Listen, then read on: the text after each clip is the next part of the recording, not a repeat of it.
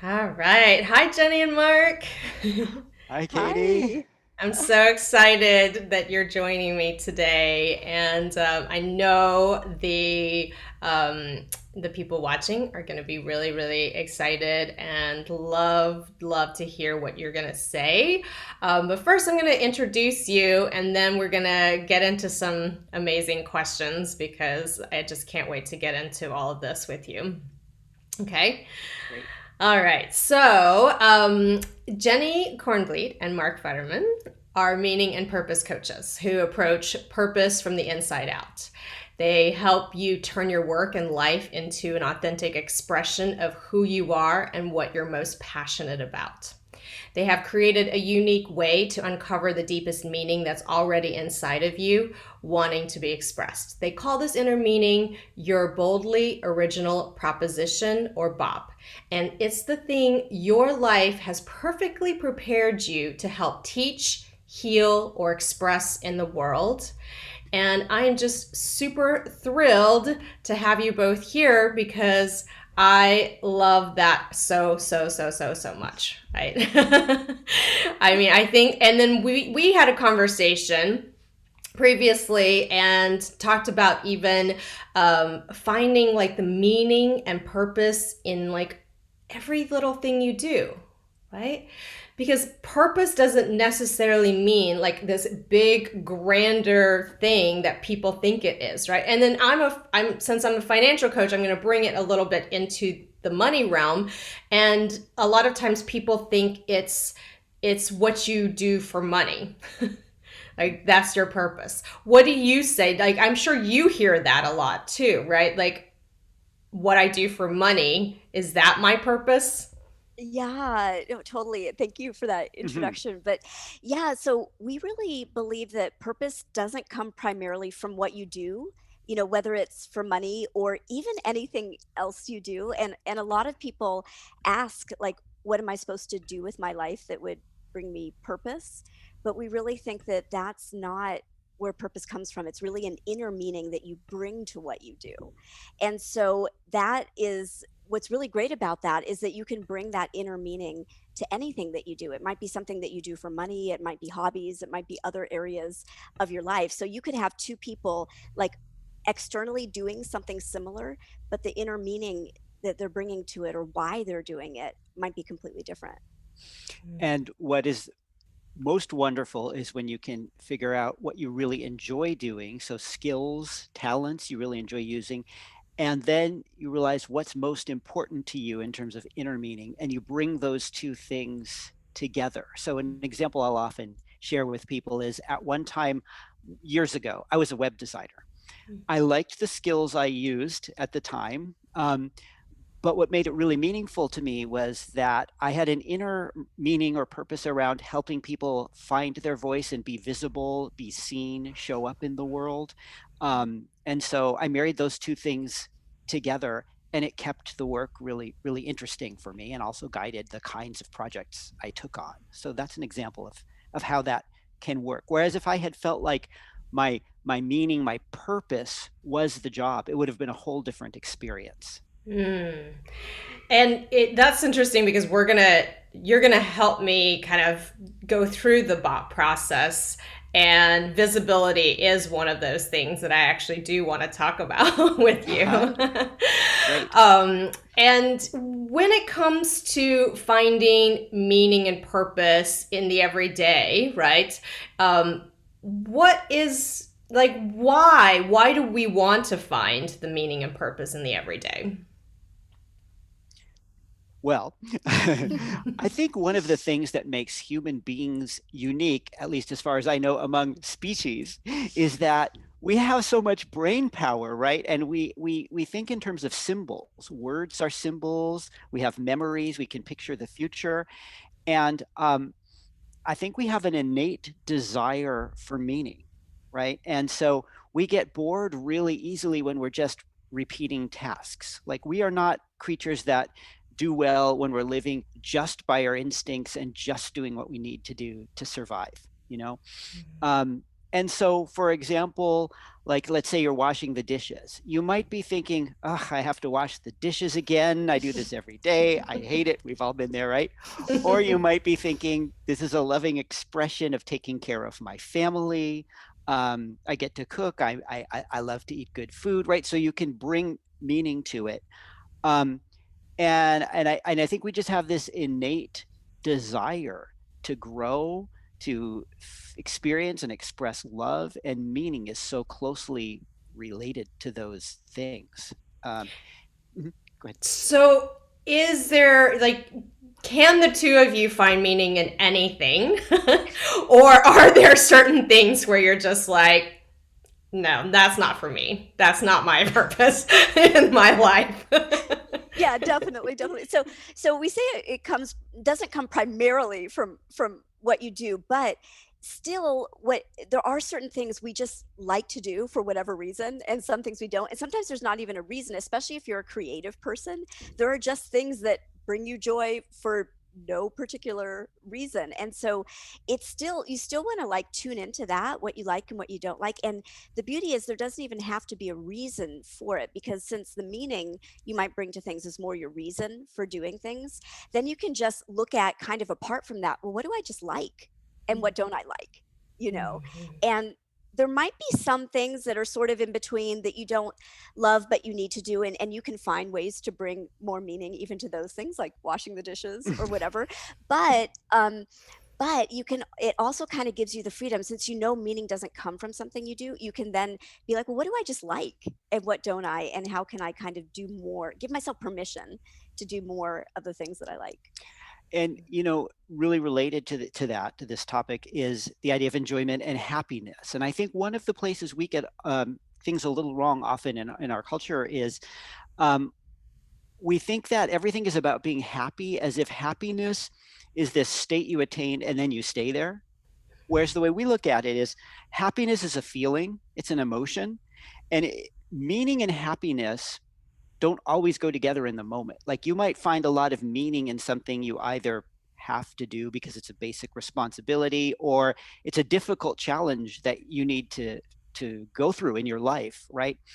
And when you resist it and you don't find meaning in it, it's painful. When you find meaning in it, it may still be painful, right? So, for example, like you're experiencing the death of a loved one, that's a painful experience. Um, you can experience it as deeply meaningful. And I think uh, as you bring more and more connection to inner meaning to everything you do in your life, then the big picture is you also experience more happiness in the sense of satisfaction. That was difficult, but I learned, I grew. Um, I got something from that, um, as opposed to when we think we need to be happy all the time, it can actually make us push meaning away and ultimately make us less happy because we live more superficially. Absolutely, absolutely. When you're speaking about this, I don't know if this resonates with the two of you, but when I'm listening to it, it makes me think that your process and this meaning is almost like on a very spiritual level. Like, to me, it feels like God in my sense. Mhm. Does that resonate with you? Yeah. So for us, whether a person calls it God or spirit or whatever term makes sense to them, the way the way we experience, I'll speak for myself. The way I experience it is like going beyond your usual level of thinking, and our bot process. You do a lot of deep inquiry that takes you beyond your thinking and into your heart, and stuff starts to emerge like, wow, where did that come from? And I think some of it is universal human experience. Some of it is things that you went through and maybe haven't really thought about before. Um, so you may experience it as God, you may experience as spirit, you may experience as your higher self, as nature. People don't have to have any particular word for it, but it is definitely an experience of discovering all these things that were inside of you that you didn't know were there. And you're like, both, you'll simultaneously be like, where did that come from? And how did I not know that before? How did I never see that? So it's interesting. Yeah. When lots of creative, I work with a lot of creatives, as you know, and a lot of times people will come to me and say, I feel like I've lost that meaning, right? I feel like I've lost the purpose of why I even went down this path in the first place, especially when you're kind of mid-career, let's say, right? Like I've noticed this a lot with people who hit their 40s and they've been doing the job that they've been doing for a long time, whether it is like TV producing or writing or or even acting, any of those kinds of things. And like, what happens in that process? And is BOP a good way of getting them back into that meaning and purpose, that the excitement that they had when they first started? Yes, yes, that is such a common experience that you're talking about, of like losing that juice and that connection. And I think especially that can happen where you have in the beginning all this inner fire of something you really care about, but then there are also things in the world and just realities of the industry and the day to day that can kind of really cloud that and get you down. And so in answer to your question, yes, when you find your bop and really put it into words, it reconnects you with that deep emotional reason that you really want to do what you're doing, that makes it worth it to go beyond some of the external obstacles, and also just makes you in touch with like your unique perspective and reason for really doing something that can get you through that. Yeah, and I love how you said, people in their 40s, and it's so true. So being in my early 50s, almost mid 50s, I'm still hanging on to early 50s. I think that that is such a good point, and that's actually a really rich time for people to do BOP work, Mhm. because one of the things I think that happens often in our culture is we have this weird idea that you're just supposed to keep doing things the same way you did when you were in your 20s or 30s over and over again until you retire. And we see so often that when people hit sort of like that 40 to 50 range in there, um, they go, this just isn't doing it for me anymore. I still like what I'm doing, but I don't have that passion. Something is missing. Um, and then also, especially for creative people like you are, we are, people we tend to work with are creatives, lose their fire and their juice so easily when something feels misaligned from the deepest meaning, from what matters Mm, most to them. So, mm, especially for creatives to really take a look, and especially at midlife or beyond, at what is now most meaningful, what's deepest within me that I want to express in the world, is a very mm. powerful and helpful thing. Can that misalignment be something external? Like, can it be like you're working with the wrong group of people, right? Or perhaps the project itself isn't in alignment with you. Can it be something like that? Absolutely. So when you get in touch with the deepest meaning you want to bring to something, it also can function as a filter where you're like, oh, so now this other thing I'm doing externally doesn't really align with that meaning that matters to me or with my values anymore. Whereas when you're more purely externally focused and not looking at the meaning, it can be easy to miss that because you're kind of playing more by the world's rules of what you think maybe should satisfy you, or a goal that you once had that you thought was supposed to be important. But when you get in touch with what actually matters, it can really function as a filter of like, oh, that's what I need to let go of, and this is what I need to let go of. This is what I need to do more of. This is what I need to do differently. So it definitely can lead to those kinds of changes, and often does. Hmm. Mhm.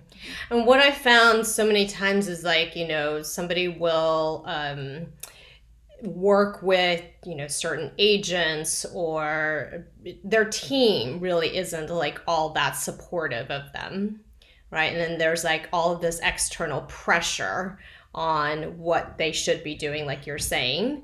And then they feel like, I don't want to do this anymore. I think it's time to quit. However, when they remove those external factors like that agent or something else that's not working, they all of a sudden find that spark again. Mhm. Yeah, one of the things that finding your bop, you being able to articulate what you really feel is in your heart, what's calling you to help express, teach, or heal in the world. One of the things that happens when you do that is it's like a light bulb will go on. You'll get really clear about what is misaligned in all the different areas of your life. And so you might suddenly see, oh, I'm not working with the right team, or I'm the focus of my work is a little bit off, or I'm not living in the right area. I mean, it can really have so many, it can inform so many different parts of your life. And sometimes it's an internal shift, sometimes it's an external change, and sometimes often it's a combination of the two. And are there also external results once you've discovered your bop, right? Because like, are there people who've, gone to the next level, pushed through that ceiling that they've always had? Like what kind of external results have you actually seen too? Yeah, well, it gives people a lot more fire and motivation to put themselves out there. And, we worked with this videographer who was starting to feel like she loved her work, but she was starting to feel more like a technician. She was just kind of taking the jobs that were coming, and it was losing some of that juice and that meaning for her.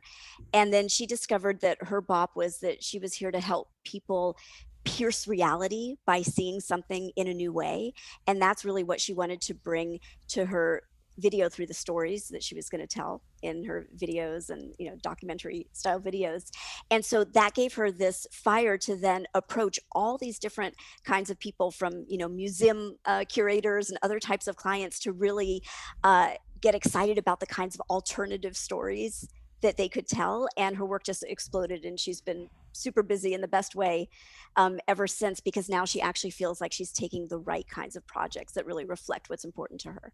Oh Mm-hmm. my, yeah, And, that's and so, yeah, I just want to say that that's so exciting. And then this is the reason why I wanted to talk to the two of you and bring you on to, my blog and my vlog, and, for us to have this conversation, because it goes so well together, right? One of the things that I teach my clients is how to negotiate, because that's one of my zones of geniuses.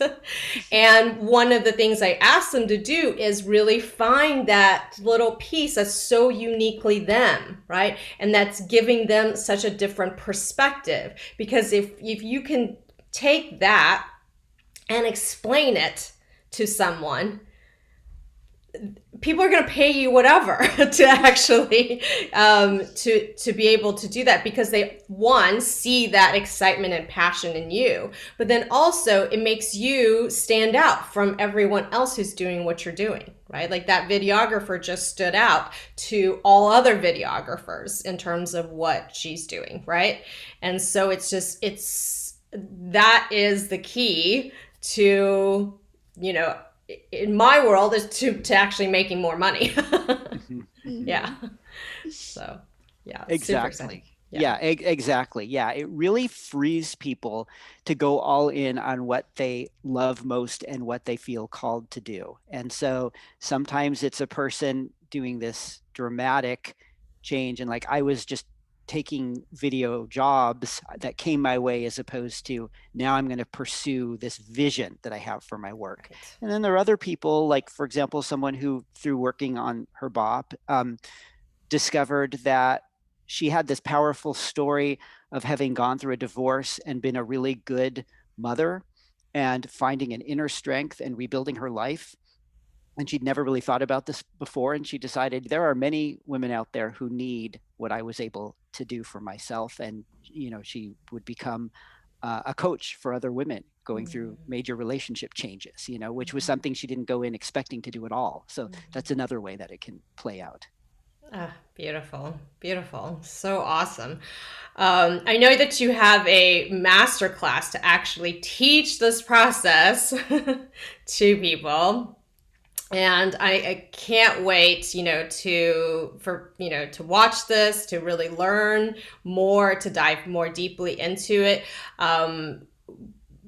But let's take me through this process and see like what really happens, and then we'll share when this masterclass is happening. Okay. Sounds great. Sure. Okay. Yeah. All right. Yeah.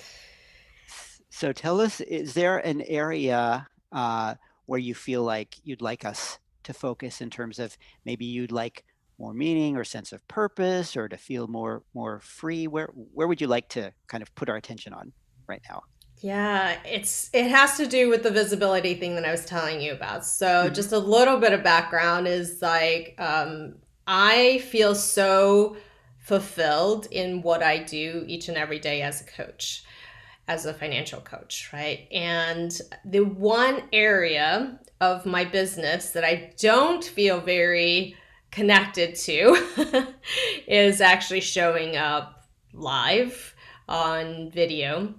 And I have some blocks around it. I've been working with different people on it. I'm doing a lot of work around that, and so I'd love to have have like let's go through this process with around that particular thing, because I do know that it would help, right? Because most of the time, um, finances, money is a very hard topic for most people to talk about. Sometimes it brings up shame and other things, and the more that I can actually uh, be on camera, explain how I see money, the more that people can see, oh, I'm not somebody who is going to be judging them, right? First of all.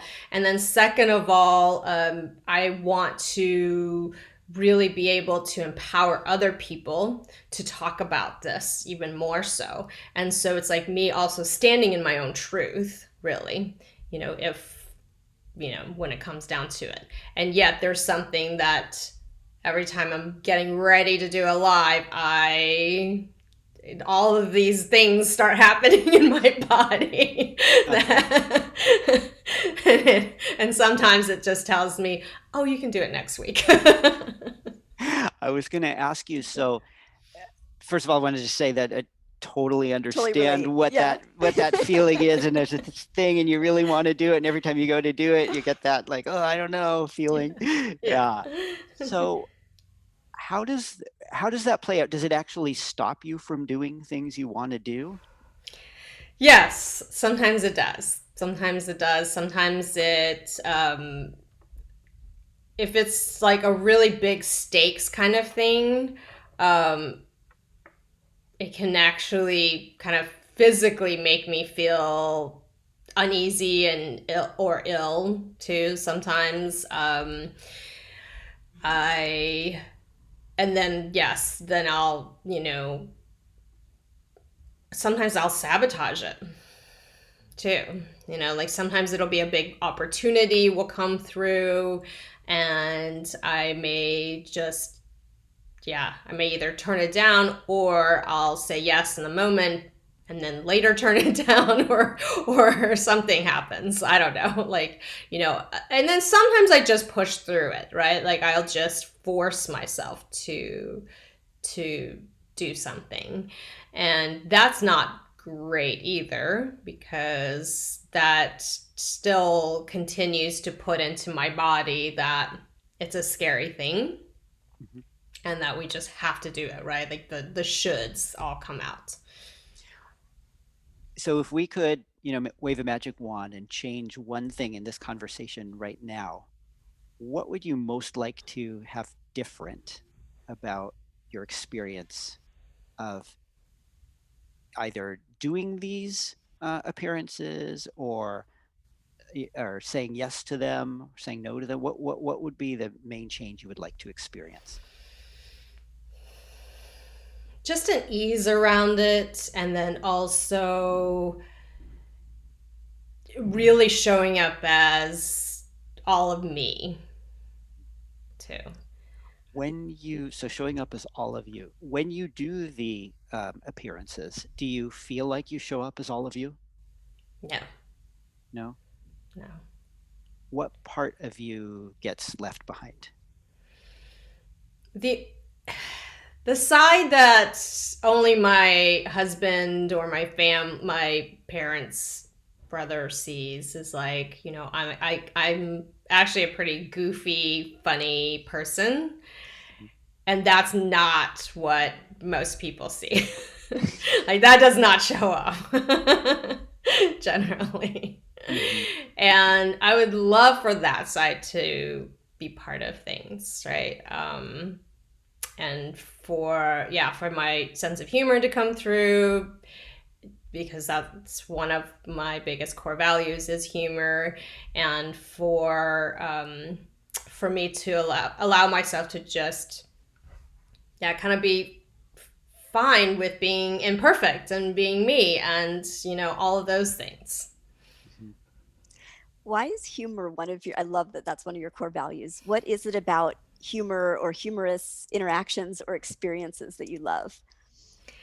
I feel like those are the moments where I'm the most present, right? Hmm. When I can just sit there and laugh and laugh and laugh. Like so many of my favorite moments are around humor. I married a man who's really funny. Like every single person in his life, like always says to me like, oh, he's the funniest person I know. And I'm like, yeah, I agree. That's pretty much why I married him. Hmm. And even moments when I think back on like childhood, like I had a friend in junior high school. She would always she used the phrase like sometimes she'll laugh so hard it's like she's rolling on the floor like a big dog. Hmm. And I just love that. I don't know. There's something about laughter for me is like the best thing in the world. I love the sound of laughter. I love being able to laugh. And even though it's like the opposite of how my mom wanted to raise me, because she'd always used to say like, don't laugh very loud. And she'd say like ladies are supposed to like, kind of do the little like Asian thing, like ha ha ha, like hiding behind yourself and being more quiet, And however, in my mind, it was almost like I wanted to laugh even louder when she said that. It just made me laugh so much more. And my dad sometimes would tell like, like he would tell like fart jokes and stuff like that. And my mom would get so offended. And then she would explain to us that there were like high class jokes and low class jokes. Hmm. Which, of course, like when you're a kid, right? Like that just Right. makes you giggle even more. Yeah.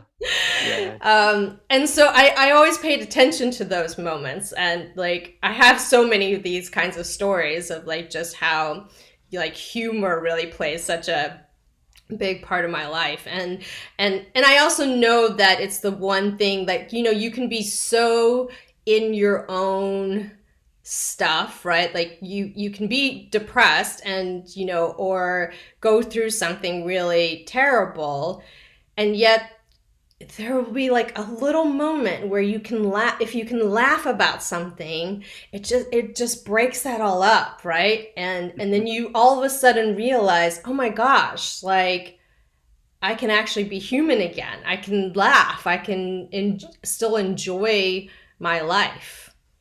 Hmm. Hmm. Yeah. So, what, when you think about sharing that side of yourself in interviews, in public appearances, what comes up for you? Is there a thought about it? Yes, that maybe perhaps somebody's not going to take me as seriously, Mm. Hmm. right? And that I need to show up like on those lives. I need to show up as the authority, as the person who really knows what she's talking about. Hmm.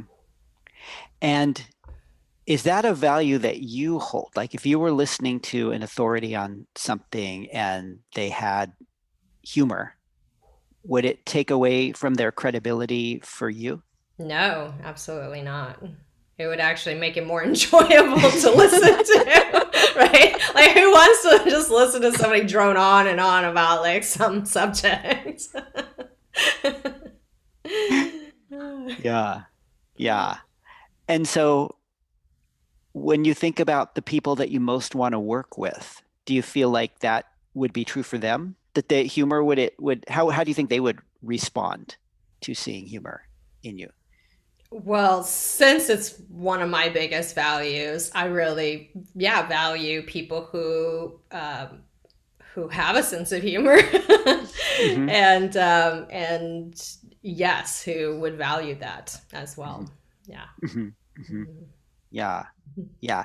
You mentioned, your mother kind of trying to tamp down your humor and your laughter and your do you feel like is that voice still in you that I know there's a part of you that doesn't believe it at all, but is there a part of you that still hears that voice like I need to tamp myself down, be more quiet, be more respectable or whatever words it is? Sure. Yes. I Mhm, think it's that Asian side of me that mhm, sometimes feels like, yes, that I have to behave a certain way and not take up so much space mhm, and be, yes, be respectful, right? Be respectful, be um respectable, I guess. What's the mhm, word? mhm, mhm, All of those things. And yeah, a little bit of that, a little bit of like speak when you're spoken to. Like I notice that also for myself in big groups. Like we're all part of, a business uh, group mastermind mhm, program. mhm, And I notice that even for that, right? Like sometimes if I'm in the whole entire group, mhm, um, I will tend to be a little bit reticent about actually raising my hand, speaking up, asking for what I need, all of those things. mhm, And sometimes I feel like, oh, well, other people have questions that maybe are more important or all, yeah. mhm, mhm. I do have that. Yes, that voice Yeah. that says that. Do you see yourself as an introvert? No, No. I Interesting. don't. Yeah. Uh-huh. I don't get fueled up by being by myself. I actually get fueled up so much when I'm around other people. And like Mhm, that's been one of the hardest things about this pandemic too, is just like because there's also a thing where seeing people in person is even that much more engaging and alive for me, mhm, and I miss that so much. And it fuels me up whenever I do have an opportunity to see somebody in person, even if it mhm, is from 6 feet away. mhm, mhm. Yeah. Well, one of the things that we often work with people on is when you have something like that inside of yourself, like kind of a push pull around something like expressing your sense of humor or bringing that into your public appearances, it it doesn't work so well to fight it and try to like overpower that part of yourself because then you end up judging yourself and you're in that struggle. Yeah. So one of the first things that is really helpful is to actually embrace that part of yourself. Okay, so there's this part of I have this one voice inside of my head that tells me to be more serious, you know. And one thing you can do is actually give it a name, like Serious Sally or whatever, whatever name. Can you think of like a name that for for you for that part, that voice?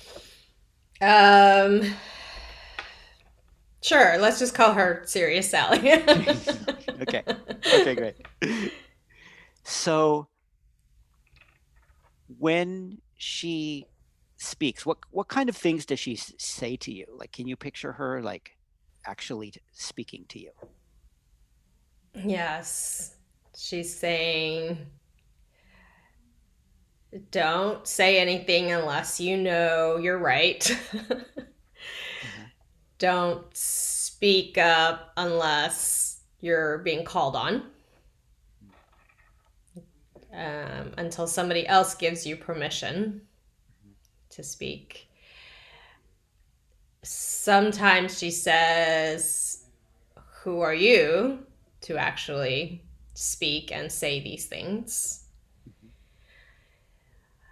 And she also says nobody needs to see all of those sides of you because there's a purpose for there's a time and place essentially for where you show those different sides of yourself. Yeah. And so if she had a positive purpose underneath all those comments for you, there's something she's trying to do for you, what what would it be? Protection. Protection. Yeah. She's Mm-hmm. protecting me from getting laughed at or made fun of. Mm-hmm. Yeah. Yeah, getting laughed at. I mean, that's interesting actually. That's the connection I'm coming up with humor, right? It's like you can either be laughter can be with somebody or it can be against somebody. Yeah. And and I think that's the protection. She's protecting me from getting laughed at Mm-hmm. rather than being laughed with, Being left. Right, Yeah. right. So she's Rather. trying to protect you. Yes. So can is there a way that when she comes up, even if it's not you literally hear her voice, which you probably won't, but like you're getting ready to do an appearance and maybe you're feeling that, oh, I'm not sure I want to do this, or I'm not sure I want to say yes to this, or you find yourself getting really serious, nervous, whatever it is. Um, can you take a moment and go, oh, there's that voice. It's Serious Sally, and she's trying to protect me. Um, but she doesn't have to be in that role of protecting me anymore. And I don't have to fight her, but I can reassure her that, it's okay. Like, I'm actually an adult now, and I'm not going to go and like make a really bad joke and end up being the person on the playground that everybody is, nobody wants to play with, right? Right. Like, is there a way you could get into a relationship with her so that when those feelings come up, instead of having to be taken down by it, you could actually just have a little conversation with her? Yes, if I don't see her as the authority figure. Mm-hmm. Mm-hmm. So there are all these voices in all of us. We all have all these voices in our head, all these parts, right? And um, when we let one of them be in charge, right, that's when the problem happens. But but you have all these other voices, right? That's why you're feeling that push pull. So what is there? What part when you're in that moment? So let's say that there's you're about to go do some kind of appearance or something, right? Um, and she comes up, and all of a sudden you're feeling kind of sick, like I don't even know if I want to do this, right? What is there another voice that you would like to be in charge in that moment?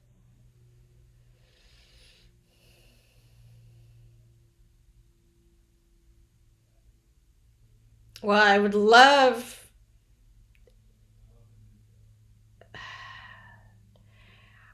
for it to be just the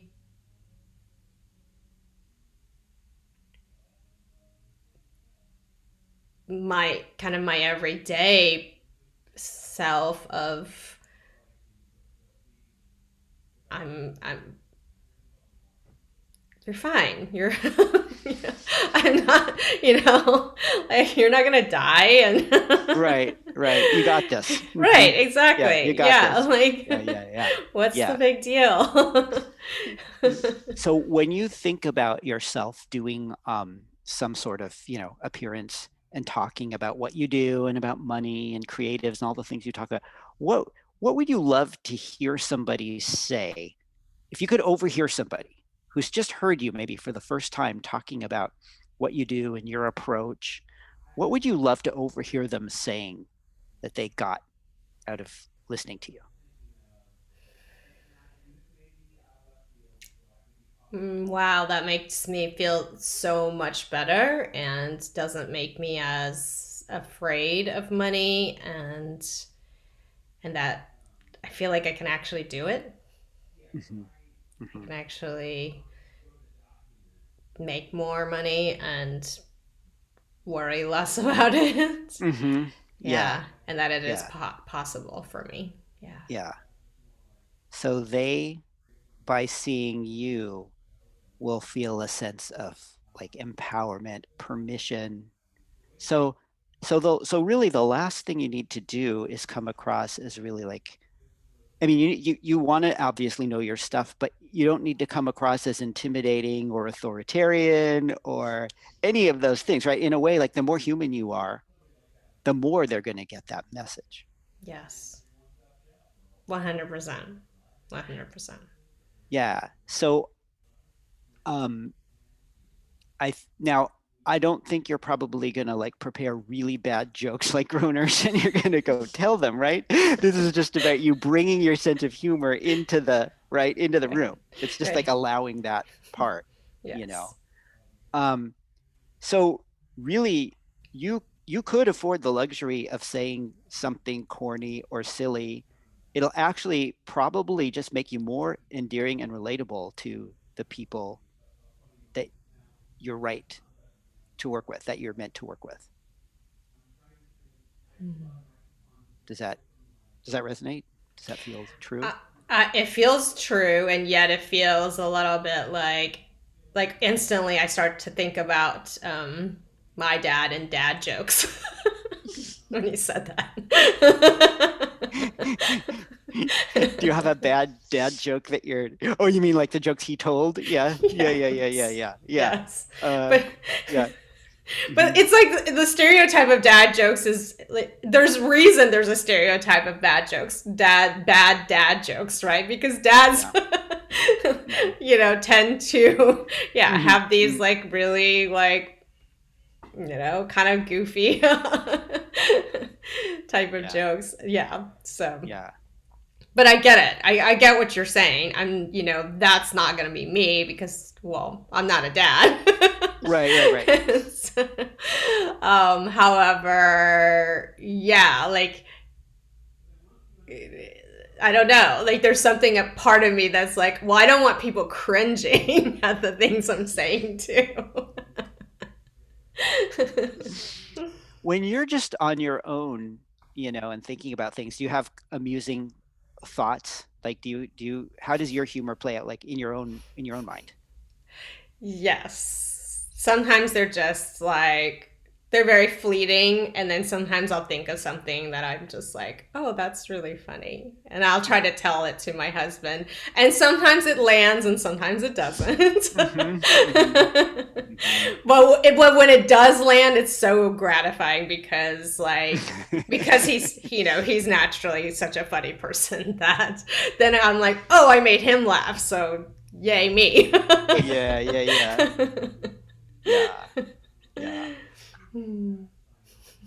Well, I mean, I think that, to put pressure on yourself to be funny would not be, the most helpful thing, Right, right? right, But right. to but just to get into the more loving relationship with, you know, that whole all the stuff you absorbed about don't be funny and be serious and be quiet and all that, and to just kind of hold that lovingly and know that, okay, that voice is trying to protect you, Mhm, and there's another part of you that wants to make a different choice.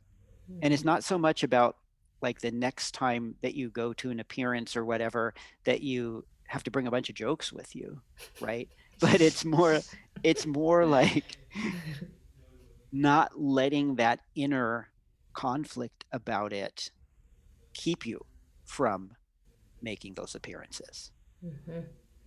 It's interesting because sometimes it's almost like a switch, right? Like as soon as I'm about to go do something, like Mhm. you know, like this, but although this doesn't really count because it's like if there's something different about me interviewing somebody else rather Hmm. than me just showing up on my own. Yeah. And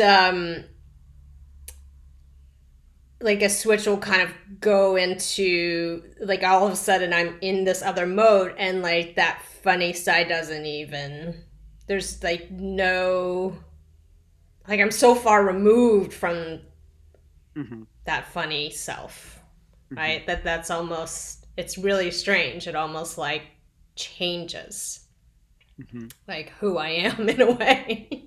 Hmm. Hmm. Yeah. Do you have anything you do in your just life generally to kind of be in that funny side? Like for example, um, I know you write lots of emails and you do all kinds of things. Do you kind of ever like collect funny stories or just notice funny things that happen throughout the day or funny thoughts that occur to you? Not for myself, but Uh-huh. sometimes if my husband says something funny, I'll make a note of of that. Hmm. Hmm. Hmm. um, Yeah.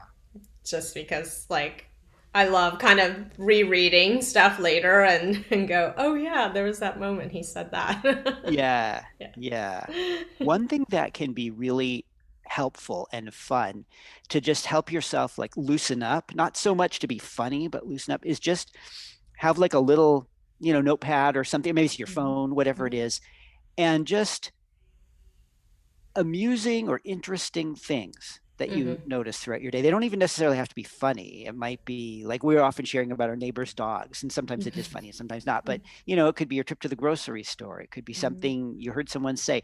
They don't necessarily have to be laugh out loud funny, but just kind of like lighthearted thoughts.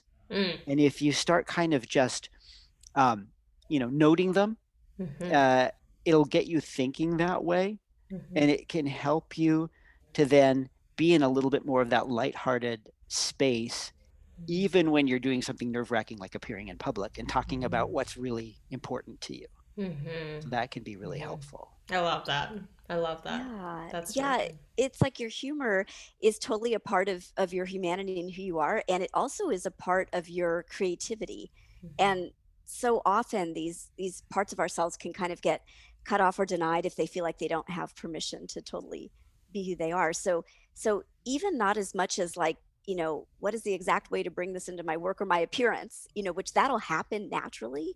It seems like it's more about what is a way of like listening to this part of myself more and embracing it and cultivating it and honoring it, and that exercise of like a little journal of collecting the thoughts or whatever, I think will start to kind of get that in motion. I like Yeah, that. Yeah. It's almost like a, it's putting your values into practice, right? It's, Yeah. yeah. right. Yeah. Hmm. And I think, you mentioned humanity. Like, I see part of your work is really about helping people live in the fullness of their humanity. And by helping them solve their financial worries and woes, it helps people do that, Mm-hmm. you know? And, like you said, help people be human again. And, I first met you when you were giving a presentation, and I never once had the thought of, oh, she's really serious. I thought she comes across great. Like I saw you as really heartfelt Oh, and just really thank you. genuine. Thank you. So, I mean, I think since one of the things you're teaching others is permission to be fully human. It's like so that's what you can bring to yourself. Like it really doesn't matter if you show up and you're serious or you show up and you're funny. It seems like the pain is really coming or the conflict from judging yourself and thinking you should be something different than what you are. So it's also like allowing yourself to just show up and be however you feel like being in the moment. And if you go and you do an interview and it's really serious, that's fine. And if you go and you get into a story that's more lighthearted, that's fine too. Yeah.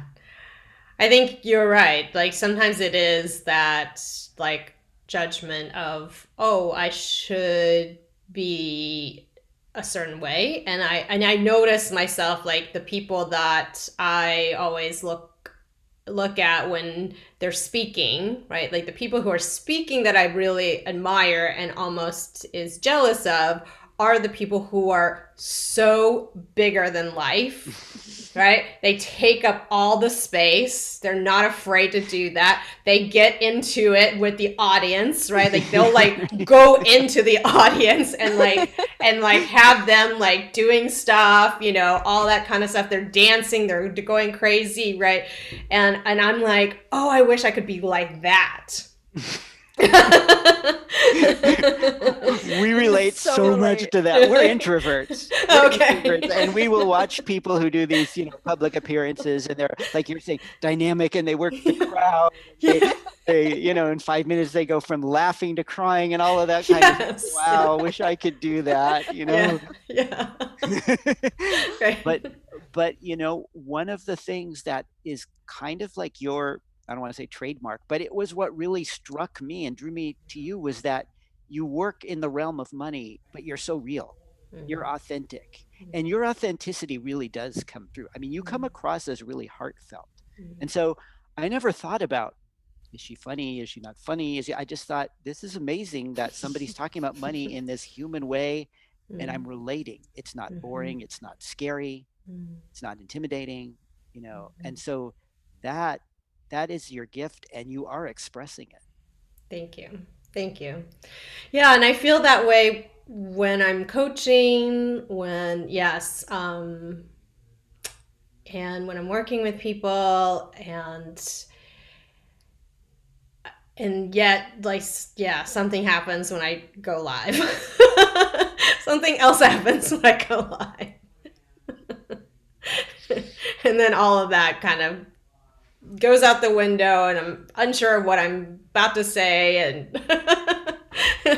and all the nerves like come on. Yeah. Is there any way to have more compassion for yourself? Because when you described it, you talked about the cultural conditioning you grew up with, what your mother said to you, and then there's the cultural conditioning of, we see people who are so out there and such performers, and just so many conflicting values about all of us, what we get, but like for you, what you got from your mother, from all the cultural messages, and then what you see now online. There's just so much, right? So no wonder it's like you always feel like you're doing something wrong, right? Something should be different in some way. And so first of all, I just want to acknowledge how much courage you have for doing what you're doing in spite of that, and is there a way you could just like honor and acknowledge yourself for that? Yeah, for sure. Absolutely. Yes. And then honor that little girl who actually knew how ridiculous it was to laugh like this. And not that people, I mean, there's nothing wrong with that per se too, but for me it felt ridiculous. And the funny thing is, like, when I actually think about my mom, I actually had a conversation with my mom recently, and like she actually is a very funny person, and she has a very big personality. She's a Leo, for crying out loud. And yet she doesn't see herself that way either, because when I mentioned to her, like, she was talking about stories, when she's talking to her family members, and sometimes it's the same thing. She can feel like she's a little too serious, and she loves to mother everybody, right? Even her own mother, my grandmother, she'll mother her. And I was like, you can just tell funny stories and be light, and do the things that you do. And then she was like, I don't know what to do. I'm not that, right? Like, she doesn't see herself as that too. And so it's an interesting parallel, like, for me to go, oh, okay. Like we don't sometimes see ourselves the same way that other people see us. And we kind of go into what feels the most comfortable. Right. Yeah. And, but that's a good reminder, though. It's a really good reminder, because like when I'm thinking about now is like, okay, it's not like, yeah, I don't have to conform to any of that stuff because it's not even really true, right? Like, whatever my mom said, it's not even really true. Like, it's not true about her. Like I see her as like really, outgoing and funny, and um, she actually did like plays. Like I remember her in a play at church one time. Like she was Mhm. like the star of the play. So yeah, Yeah, yeah, yeah. right. And and maybe you can also see this as part of your, this is part of your, whatever word you want to, healing journey, or part of your journey. So your work, you're focused on money and helping people kind of heal that part and be fully human again. Mm-hmm. And and this is part of your journey, is in doing this work, the different parts of you are coming together, and there's some that are like really comfortable being seen and some that aren't. And you're breaking, you know, lots of conditioning from probably generations, right? And then now, like, we have these opportunities like nobody in the past had to think about, how do I show up publicly online, and how do I, right, unless they happen to be a Yes. star, you're like, all of this is so new, right? So Right. so like you're deeply in this healing process, and it's also a form of what you're teaching. It's about Mm-hmm. being fully human, you know. Mm-hmm. Mm-hmm. Yes, absolutely. Yeah. I used to think it was just, oh, I was a TV producer. I like being behind the scenes. And Mhm. now I know that there is a lot more to it than that, for sure. Yeah, So, well, yeah. thank you, both of you, so much for this incredible process and taking me through it. And I can't wait to learn more. In your master classes. Please tell us how we're gonna be able to join you for those classes. Yeah, so we're doing a class called Your Hidden Purpose coming Mhm. right up, and there's three different dates that people can choose from. The first one will be April 20th, and it's going to be all about the big myths that keep people from doing what matters most. We're going to bust through some of those big myths because, like you mentioned in the beginning, purpose can feel like a lot of pressure when you think about it as being some big thing, and it has to be tied to what you do. So we're really going to break it down so people can see how it's really an inner meaning that you can bring to everything that you do, and that everyone has one. We've never worked with anyone who could not find their Bob. And when you find it and put it into words, it just infuses all of your work and life with so much more meaning and gives you that motivation and fire to really be all in on what you care most about. So the first step is to really look at those myths of what gets in the way of people doing what matters most. So that's what we're really going to break down in the masterclass.